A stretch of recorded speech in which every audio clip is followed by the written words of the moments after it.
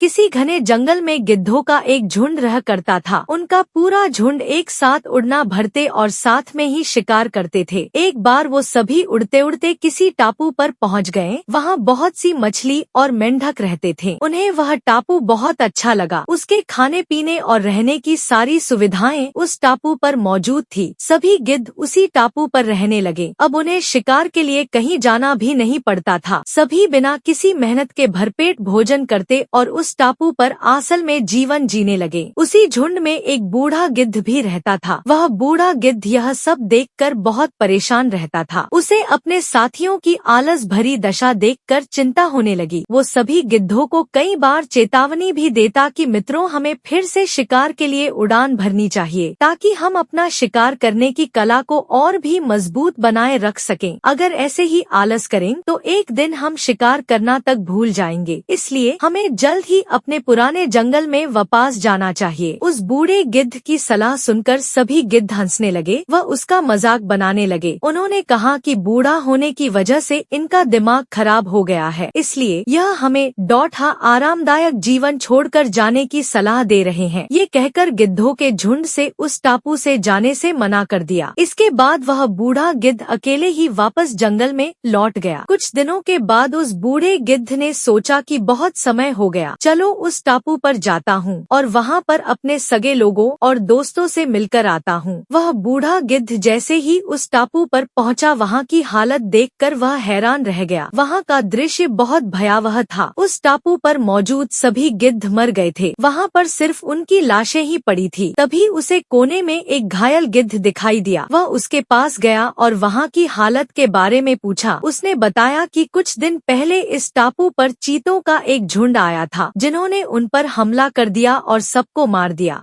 हम लोग बहुत समय से ऊंचा उड़े नहीं थे, तो हम अपनी जान भी नहीं बचा सके। हमारे पंजों में उनसे मुकाबला करने की क्षमता भी कम हो गई थी। उस घायल गिद्ध की बात सुनकर बूढ़े गिद्ध को बहुत दुख हुआ। उसके मरने के बाद वह बुढ़ा गिद्ध वापस जंगल में चला गया।